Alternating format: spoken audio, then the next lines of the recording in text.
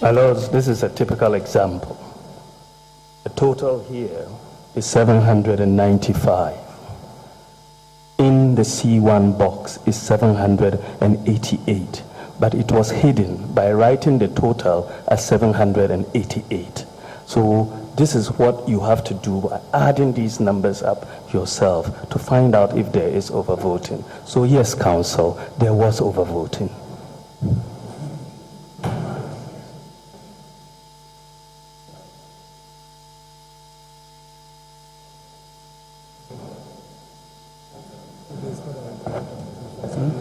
So what? There is 800.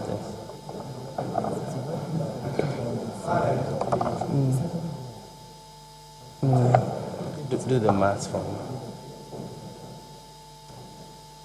Now,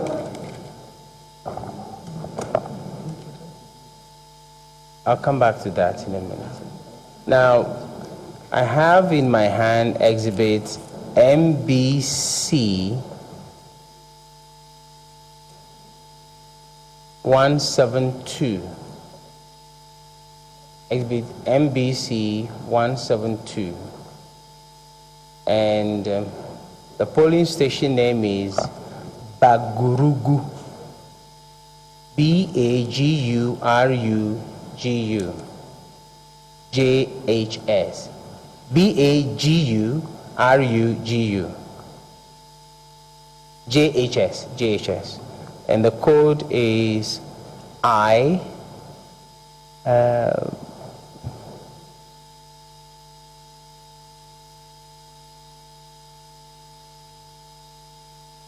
I don't know what it is. I believe it's 171501. I think there's a second letter there. I'm not sure whether it's H or I, but the number is 171501.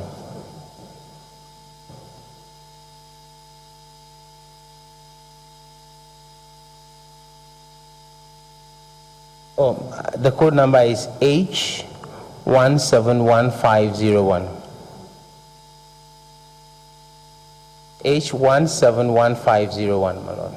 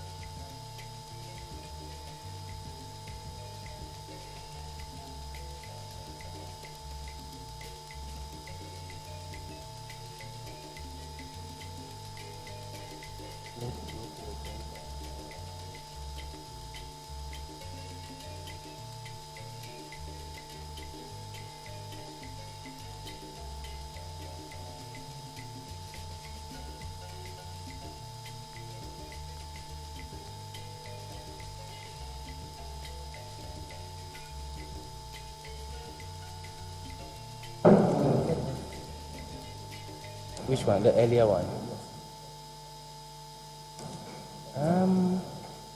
Which is the earlier one?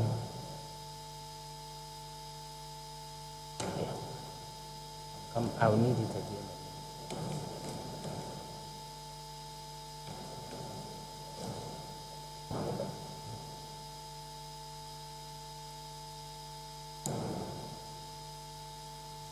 Now, whilst you're checking it out, I'm taking you back to the earlier exhibit. It was clear that what the officer did was just to lift the number from the bottom and repeated it in C1. Is that not correct? I cannot read the officer's mind.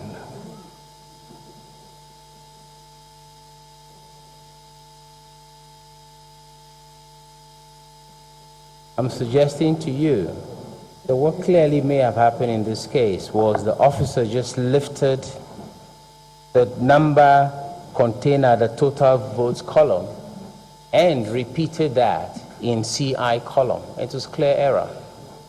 If all officers were doing that, maybe that is the way to do it. But they are under strict instructions to fill the form, and we are only going by the evidence on the face of the pink sheet. That is what we are going by. Exactly, and I'm suggesting to you that the evidence on the pink sheet is that the total number at the bottom was just lifted and placed at C1. C1 is the total number of voters, ballots that are issued to voters. And this is to be filled in before counting is done. So your suggestion is totally wrong. But if this was filled in before counting was done, how could it have been lifted and put there after counting is done? But doctor, you agreed that much earlier in your testimony you said some of things were not done as they should have been done. Did you not?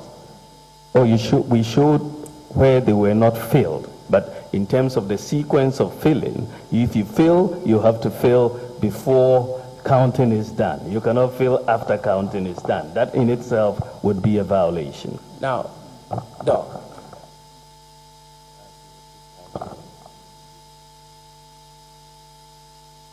in all these situations that you claim there was overvoting. Yes, my lord.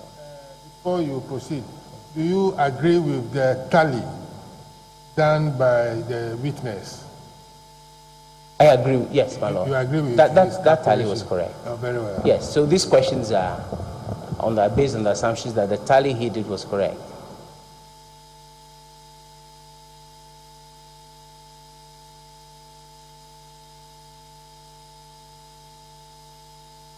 Now, I'm suggesting to you that there are numerous instances in which the presiding officers merely lifted numbers and repeated them in C1 in clear error.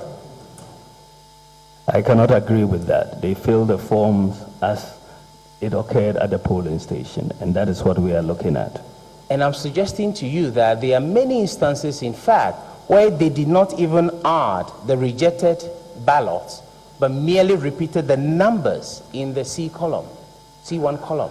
We can only deal with the evidence on the face of the pink sheet. I cannot really go into the state of mind of a presiding officer. Now, in those stations, Doc, you had polling agents? Yes. Now, do you know how sorting is done at the polling station level?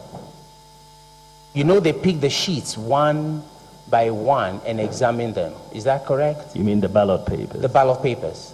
Yes. And they sort out the rejected ballots. Yes. And they sort out the spoiled ballots. Yes. And they take out foreign material, if there is any. Is that correct? What is foreign material? It would be strange ballots that have not been marked. Any. Unmarked ballots are rejected in the rejected ballots column. Absolutely.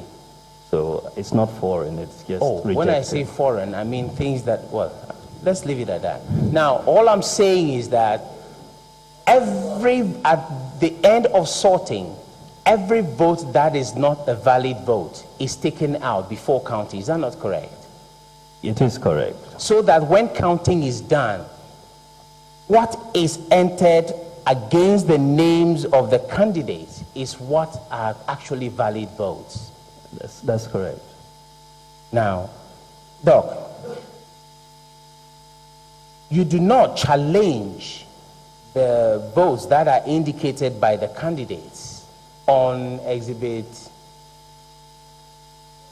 MBC 2201, do you? You do not challenge these results as representing. We challenge the results if overvoting occurs. That means if overvoting occurs, those results cannot be legal. Actually, Doc, I'm suggesting to you that your polling agents, as part of the sorting and counting, endorsed the results that were declared against each candidate's name. They endorsed the irregularity. They witnessed the irregularity, not endorsed. They signed that the results represented exactly what happened at the polling station. That is what they are signing to. And therefore, Doc, I'm suggesting to you that your suggestion of this accounting error being the basis to invalidate these votes completely based on a clear misunderstanding of the rules. No, actually, the understanding of the rules, my lords, is right on the pink sheet. You have to fill in the various sections for ballot accounting. And if the ballot accounting is done and it is inconsistent, the pink sheet, the record of the election, my lords, is internally inconsistent, and you find overvoting, those votes are illegal. In fact, the second respondent made it very clear that if one vote, above what verified voters is in the ballot box or as recorded on the pink sheet here, those votes in that polling station will be annulled. This was the understanding that we all went into the election with. Doctor, are you suggesting that the votes attributed to each candidate were not verified votes? Precisely. What we are saying is that the total number of verified voters is not consistent with the total number of ballots in the box. Once that total number of ballots in the box exceeds the total number of verified voters, you have overvoting. Now, Doc, at these polling stations, you had polling agents, you said yes. Yes. Did they report to you orally or made complaint to the presiding officer that somebody voted who was not qualified to vote? They signed the sheet, which witnessed the record of the election as it is represented on the sheet.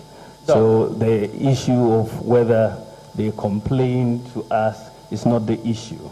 The issue is that they said that this is what took place, and it is overvoting that took place. Doc, I want a yes or no answer.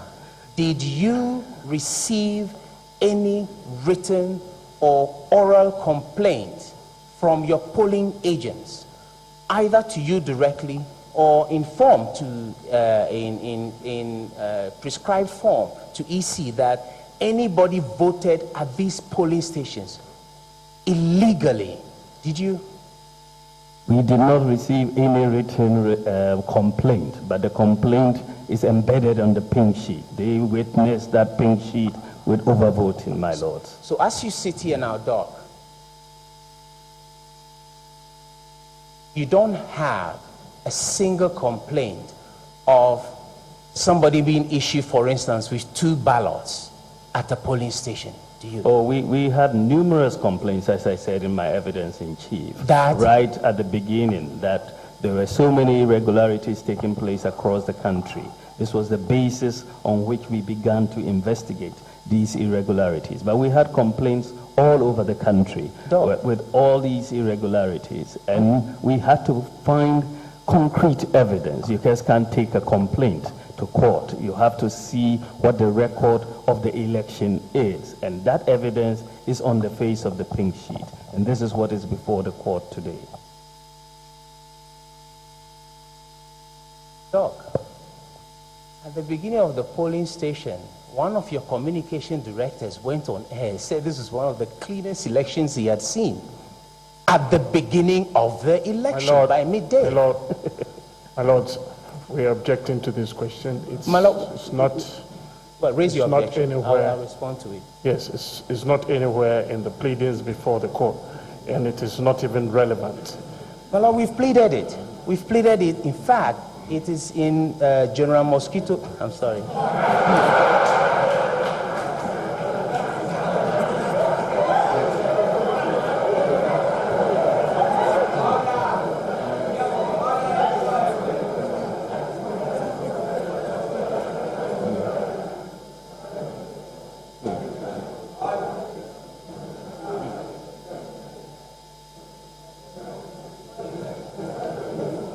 You have given Supreme Court blessing to the name General Mosquito. Where's my second file?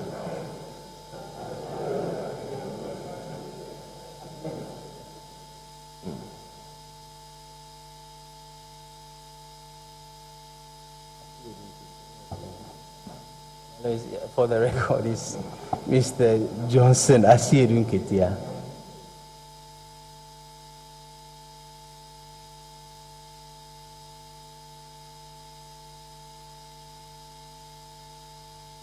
My Lord, if I may respectfully read paragraph 16 of Mr. Asiedu Nketia's. My Lord, I'm on my feet. I am responding to an objection. But you don't control the court. My Lord, I said it is not in the pleadings. The affidavit is not pleadings. That's evidence before the court. But it was not in their answer. If it was, we would have taken up this matter in our affidavit. And in any event, we're talking about relevance. It is not relevant. My Lord, the witness stands here and says that at the beginning of elections, they started receiving numerous calls. And we are saying that when this issue about biometric, etc., started, their high-level official went on air and said this was one of the cleanest elections he had ever seen. And you say it's not relevant? It is relevant.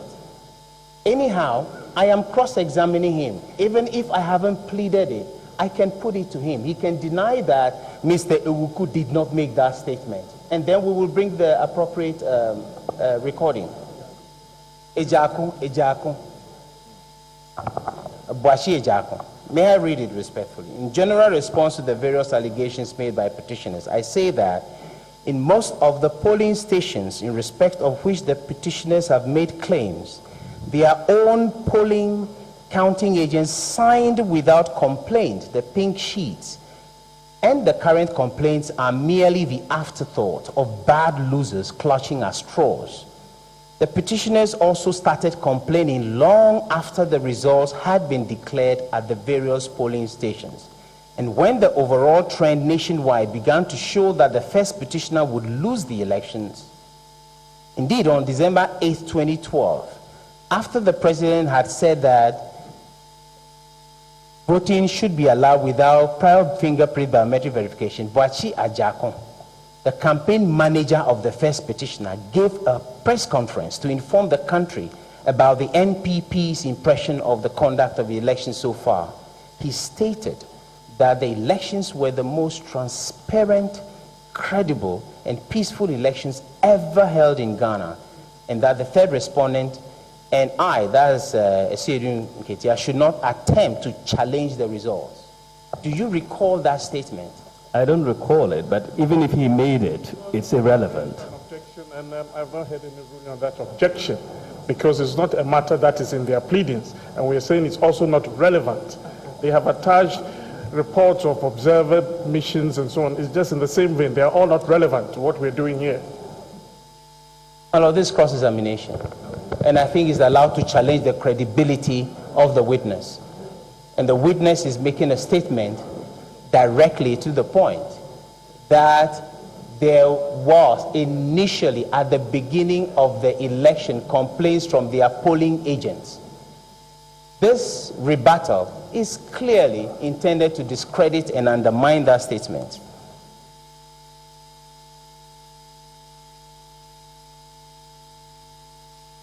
Respectfully, I think the question should be allowed.